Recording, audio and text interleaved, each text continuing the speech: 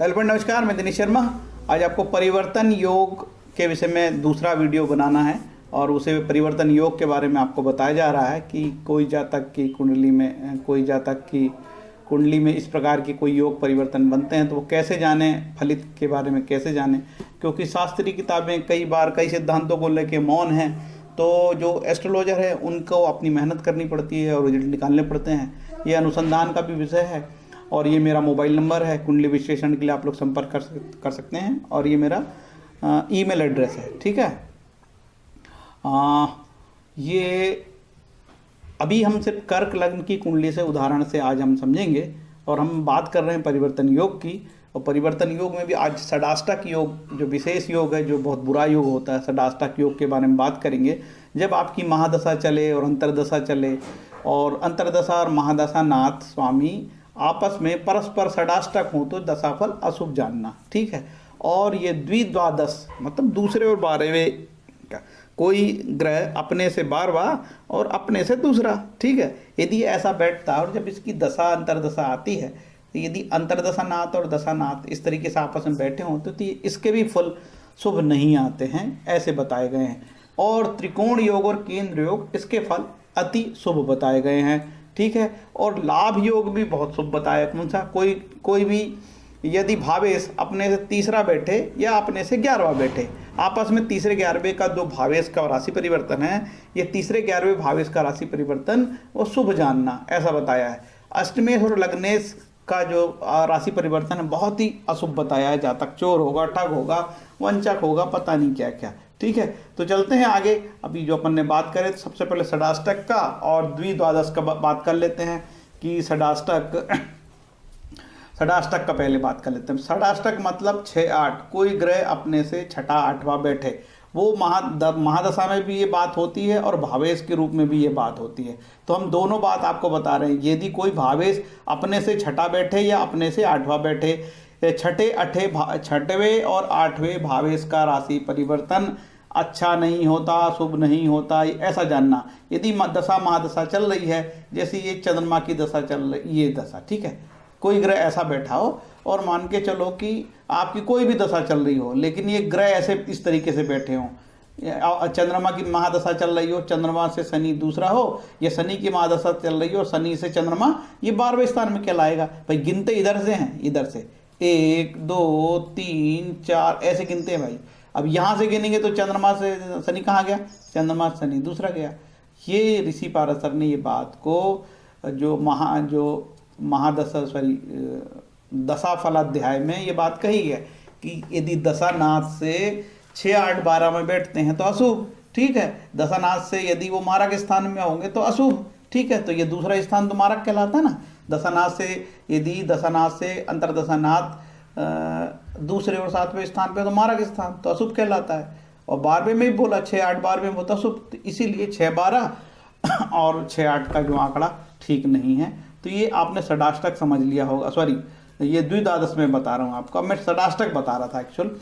षडाष्टक कैसे बताएंगे आपको? पहले मंगल, यदि ये मंगल यहाँ का यहाँ बैठ जाए, ये मंगल बैठ गया, ठीक, इसको हटाओ यहाँ से, ये मंगल यहाँ बैठ गया, एक यहाँ से गिनते हैं 1 से 7, ये 7 हो गया और ये 8वें बैठ गया। और ये मंगल नहीं, इसमें नहीं जमेगा भैया, यहाँ से दूसरे देख लेते हैं, क्योंकि कर्क लगन की कुंडली में मंगल की तो 2 राशि तो हो ही नहीं सकती, एक ही राशि है ना, तो कर्क लगन में नहीं बनेगा। अब ये शुक्र, ये जो शुक्र है यहाँ बैठ जाए, शुक्र महाराज आप जाओ जी, यहाँ बैठ गए शुक्र महाराज, शुक्र में भी नहीं जमेगा, आपस में राशि परिवर्तन नहीं होगा, कर्क लगन में नहीं जमेगा। चलो बुध का देख लेते हैं। शुक्र यहाँ बैठ गए, ठीक है, कहाँ से बैठे?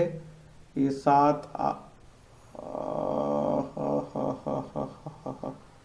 सूर्य, बुध का देख लेते हैं। बुध का षडाष्टक बनाऊं कैसे, कैसे समझाऊं आपको षडाष्टक में? चलो यहाँ से बुध का देख लेते हैं। बुध का, बुध में जम जाएगा, बुध की 2 राशि है। ये बुध कहाँ बैठ जाए? ये बैठ गए बुध महाराज, ये हो गया 6, ये ठीक, 1 2 3 4 5 और ये 6, ये 6 हो गए। ठीक। अब ये शनि महाराज बैठ जाए यहाँ पे, ठीक, ये षडाष्टक हो गया। ठीक। कैसे? शनि गिनो, ये 5 6 7 8, यहाँ का भावेश बैठा यहाँ, ये 6 नंबर है, और यहाँ का भावेश बैठा यहाँ, षडाष्टक। ये षडाष्टक बहुत बुरे फल देता है। ऐसे और भी सैकड़ों उदाहरण बन सकते हैं, ठीक है। एक उदाहरण मैं आपको सूर्य से बना देता हूँ। अब ये सूर्य महाराज बैठ जाए यहाँ पे, सूर्य महाराज ये 5 के, ये 6 बन गए, और शनि महाराज बैठ गए यहाँ, ठीक। षडाष्टक कहलाए। कैसे? यहाँ से हम गिनेंगे सूर्य को, शनि महाराज को, तो ये कहलाए 7वां स्थान, और ये कहलाए 8वां स्थान। अब यहाँ से गिनते हैं 1 2 3 4 5 और ये 6, ठीक है।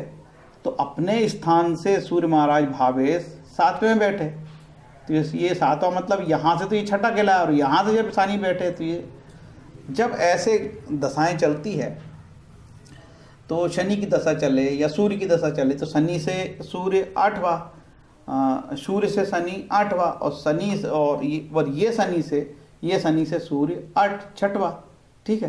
तो ये कहलाता षडाष्टक। ऐसे रिजल्ट अच्छे लाभ नहीं देते, अच्छे फल नहीं देते।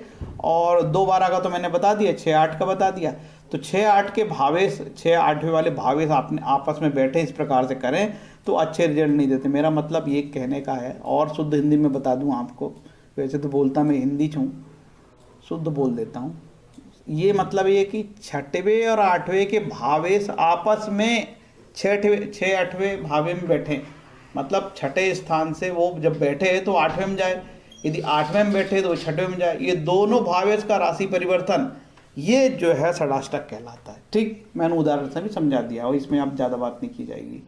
अब चलते हैं अपन केंद्र त्रिकोण का। अब 3 6 का भी बता देते हैं। तो 3 और 6 का, 3 6 आपस में बैठे तो ये भी अच्छे फल देते हैं। अब 3 6 के लिए आते हैं यहाँ। अब कर्क लगन में बताते हैं 3 6 का। जैसे यहाँ का स्वामी बैठ जाए, कहाँ है ये, शुक्र महाराज बैठ जाए यहाँ से लेके, ये तो क्या है कि 10वां, ये हो गया 11वां, ठीक। शुक्र यहाँ आ गए। शुक्र को जब आप यहाँ से गिनोगे तो ये 10वां कहलाएगा, नहीं ये 11वां कहलाएगा, ठीक। गिनते हैं 1 2 3 4 5 6 7 8 9 10 11, ठीक। अब ये गुरु को कहाँ बैठा लें? गुरु को तीसरे स्थान में बैठाना पड़ेगा। ये बैठ गया गुरु यहाँ, ठीक। 1 2 3, ऐसे जब स्थिति होगी तो कोई भावेश अपने स्थान से तीसरा बैठे या कोई भावेश अपने स्थान से 11वां बैठे और आपस में राशि परिवर्तन करे। वो दोनों का परिवर्तन हो रहा ना, ये भाई यहाँ का स्वामी यहाँ बैठ गया, ये शुक्र यहाँ बैठ गया और ये गुरु यहाँ बैठ गया, तो दोनों ग्रहों का राशि परिवर्तन हो गया, ग्रह परिवर्तन हो गया। तो ऐसा परिवर्तन दोनों स्थान, देखिए यदि गुरु यहाँ से जाते हैं तो ये तीसरा स्थान, तीसरा क्या कहलाता है? उपचय स्थान, वृद्धि स्थान, ठीक है। और तीसरे और 11वें स्थान को बहुत बुरा नहीं माना जाता, लेकिन ऋषि पाराशर ने कई जगह बुरा माना है। ये तो ज्योतिष की बात है, हर एक सिद्धांत अपने आप में काट पीट करते रहता है। कोई सिद्धांत कभी किसी को काटता है, कोई सिद्धांत कभी किसी को काटता है, इसलिए ज्योतिष अपने आप में बहुत कठिन है, इसलिए ज्योतिष को समुद्र कहा जाता है। अब ये शुक्र अपने स्थान से जब यहाँ 9वें में बैठा तो 11वें स्थान में कहलाएगा। क्यों? यहाँ से गिनेगी तो 11 नंबर पर आया, ठीक है। और यहाँ से ये 11वां कहलाया, तो 11वां क्या कहलाया? 11वां उपचय स्थान, लाभ स्थान भी उपचय स्थान कहलाता है। तो ये जब ऐसे भावेश बैठते हैं तो ये भी अच्छे रिजल्ट देते हैं, ये बात हुई। अब चलते हैं त्रिकोण और केंद्र की। ये बहुत अच्छे, ये भी बहुत योग बहुत अच्छे फल देते हैं। कैसे? जैसे ये गुरु महाराज यहाँ बैठ जाएं और मंगल यहाँ बैठ जाए, ये देखो, ये भी बहुत ही अच्छे फल देता है, ठीक है। इस प्रकार का योग ये बहुत शुभ माना गया है, ऐसा योग। कैसे? आप समझ गए होगा आप लोग। लेकिन आप एक चीज़ याद रखना, ये आपस में ये सिद्धांत द्विद्वादश हो गया ना, द्विद्वादश की श्रेणी में आता है, लेकिन इसलिए इसको अशुभ नहीं माना जाता क्योंकि ये केंद्र विष्णु स्थान है और ये त्रिकोणेश लक्ष्मी स्थान है। त्रिकोण का और विष्णु का और लक्ष्मी स्थान का परिवर्तन बहुत शुभ माना है। ये यहाँ पे भी देख लेते हैं, ये चतुर्थेश यहाँ बैठ जाए और ये मंगल महाराज यहाँ बैठ जाए, ये देखिए, ठीक दिख रहा है आपको? ये चतुर्थेश यहाँ बैठ गया और ये पंचमेश यहाँ बैठ गया, लेकिन है तो ये द्विद्वादश स्थिति, लेकिन यहाँ पे द्विद्वादश स्थिति लागू नहीं होगी क्योंकि ये केंद्र स्थान और ये त्रिकोण स्थान, ये इसको कहते हैं विष्णु स्थान, इसको कहते हैं लक्ष्मी स्थान। लक्ष्मी और विष्णु स्थान का आपस में राशि परिवर्तन, ग्रह परिवर्तन अति शुभ की श्रेणी में आता है। अब ये तो केंद्र त्रिकोण का बता दिया मैंने, एक लग्नेश की भी बात मैंने किया था। लग्नेश की बात बता देता हूँ कि ये शनि यहाँ बैठ जाए और ये चंद्रमा महाराज यहाँ बैठ जाए। ठीक, मतलब लग्नेश बैठ गया अष्टम स्थान पे और अष्टमेश बैठ गया लगन स्थान पे, तो जातक चोर होगा, वंचक होगा, ठग होगा और पता नहीं क्या क्या होगा, मैं नहीं जानता अब। लेकिन नेगेटिव रिजल्ट बताए हैं, क्योंकि एग्जैक्ट किसी के बारे में बताना, फलित कहीं लिखा ही नहीं कि एग्जैक्ट क्या होगा। पूरी ज्योतिष की आप 1 लाख नहीं 10 लाख की किताब खरीद लो, ज्योतिष की किताब पढ़ने से कोई ज्योतिषी बन गया तो ढेरों गांव ज्योतिष होते हैं। ठीक है, ये तो सब अनुसंधान की बात है। ऐसा जो होगा ये भी बहुत अच्छा नहीं होगा। और कल मैंने आपको अष्टमेश नवमेश का तो बता ही दिया हूँ, यहाँ का स्वामी यहाँ बैठ जाए और यहाँ का स्वामी यहाँ बैठ जाए तो वो तो बहुत बुरा बताया ही था अष्टमेश और नवमेश का। अब देखते हैं कि केंद्र त्रिकोण का मैं बताता हूँ। खासकर ये मंगल, यहाँ का मंगल यहाँ बैठ गया और शुक्र यहाँ बैठ जाए, ये लो शुक्र बैठ गए साहब यहाँ। तो केंद्र, 2 केंद्र, ये दोनों केंद्र कहलाए। ठीक है, दोनों केंद्र के स्वामी आपस में परिवर्तन कर रहे हैं, ये भी शुभ है। और अब देखते हैं लग्नेश का, देख लेते हैं लग्नेश और चतुर्थेश का।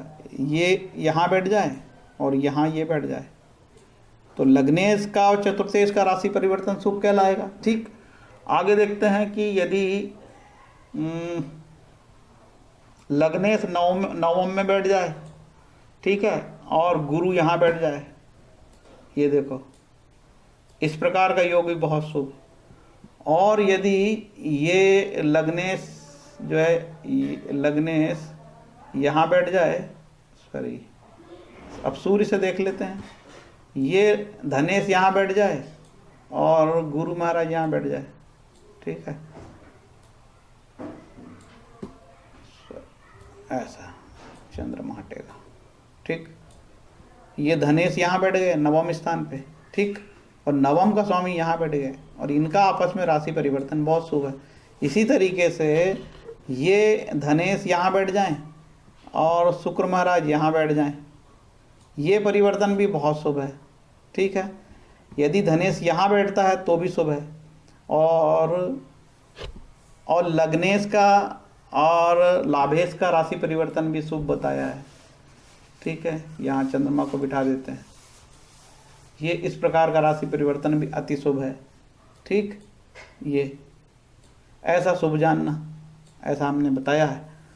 और कौन से केंद्र बन गए, और ये वाला केंद्र बच गया। अब ये लग्नेश चंद्रमा को यहाँ बिठा दें और मंगल को यहाँ बिठा दें साहब, ये लो, तो ये बन गया दशमेश और लग्नेश का परिवर्तन, जो अति बहुत बढ़िया शुभ है। ठीक है, दूसरी चीज़ अब देखते हैं कि यदि ये पंचमेश यहाँ बैठ जाए और लग्नेश यहाँ बैठ जाए, पंचम और लग्न का राशि परिवर्तन अति शुभ। उसी यहाँ का तो बता ही दिया हूँ मैंने, नवम और दशम का, नवम और लग्नेश का, है ना। तो ये शुभ जानना, इस तरीके से ये राशि परिवर्तन हुआ। तो आज हमने आपको षडाष्टक बताया और 2/12 का बताया, है ना, कि षडाष्टक बहुत नेगेटिव होता है। और षडाष्टक जब महादशाएं चलती है तो महादशानाथ और अंतरदशाना आपस में 2/12 बैठे या षडाष्टक बैठे तो अच्छे रिजल्ट नहीं होते। ये हमने आपको बताया और केंद्र त्रिकोण का ये बताया और परिवर्तन योग बताया। और सबसे परिवर्तन योग जो माना जाता है 9वें स्थान का और 10वें स्थान के स्वामी जब आपस में परिवर्तन करते हैं तो बहुत शुभ परिवर्तन होता है। किसी जातक को कोई यदि कोई कन्फ्यूज़न हो रहा है और वो मुझसे इस विषय में बात करना चाहता है तो मैं उससे पैसे नहीं लूँगा। ठीक, यदि सिर्फ वो इसी विषय टॉपिक यही रहेगा, भाई कुंडली का हमने ठेका नहीं ले रखा किसी का फ्री में कुंडली बांटें, ठीक है, लेकिन यही टॉपिक पे बात करना पड़ेगा, उसको एकेडमिक बात करनी पड़ेगी। ज्योतिष की बात हो रही है ना, बात इसलिए नहीं कि मेरी कुंडली का विश्लेषण करने के लिए नहीं करूँगा, फ्री में करूँगा मैं, लेकिन वो एकेडमिक बात करना चाहता है, वो एस्ट्रोलॉजी की बात करना चाहता है, ज्योतिष में अनुसंधान की बात करना चाहता है, तो मैं उससे 1 घंटे बात करूँगा। लेकिन वो अपनी कुंडली बांटने के बहाने मेरे से बात करे और बात करेगा तो मैं नहीं करूँगा। ठीक है, फिर फुकट के धंधे हम भी नहीं करते हैं ना, किताबें हमको भी लगती है, फुकट की दुकान हमारी भी नहीं है भैया। जब आप लोग वहाँ पे 25,000 रुपये से दे के ही करा सकते हो तो हम फिकट में थोड़ी बैठे हैं कि यहाँ पे सब काम फुकट ही करते रहेंगे। कि दया भी दुख का कारण है। यदि किसी से मीठा बोल लिए तो वो भी हमको सोचता है कि बड़ा मूर्ख आदमी, इसको ठग लिया जाए।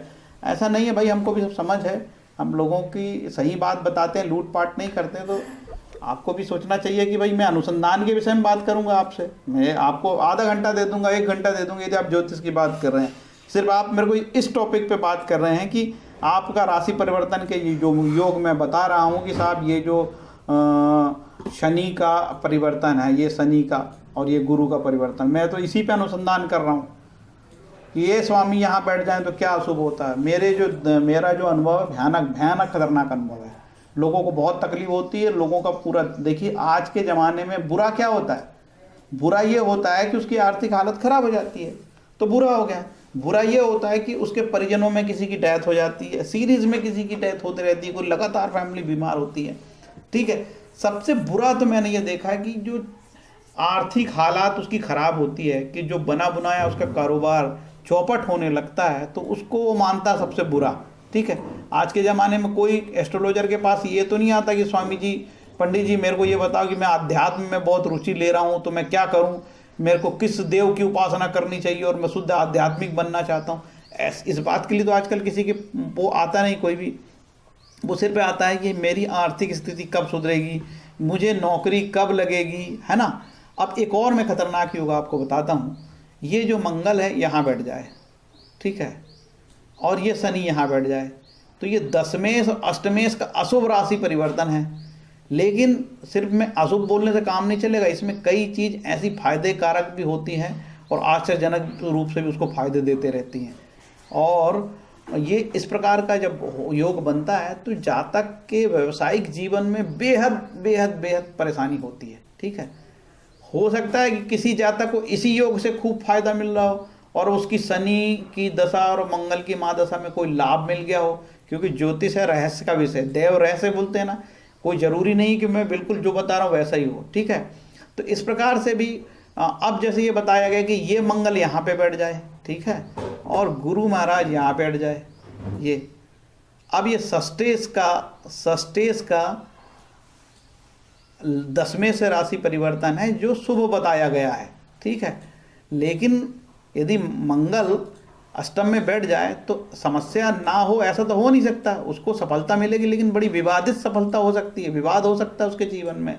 और कर्म क्षेत्र यहाँ आ जाए तो बहुत तरक्की करेगा, लेकिन विवाद के साथ तरक्की करेगा, ठीक है। तो ये सब अनुसंधान के विषय हैं कि कोई भी यदि सज्जन इस विषय में मेरे से बात करना चाहता है तो हमारी लाइन 24 घंटे के लिए खुली है। आपको इस विषय में मैं बात करूंगा और कोई नए अनुसंधान हम निकालेंगे और ज्योतिष के माध्यम से हमारे जीवन में कोई सरलता हो तो हम उस पर ज़रूर प्रयास करेंगे। बाकी आप लोगों को धन्यवाद जो आपने मुझे सुना देखा।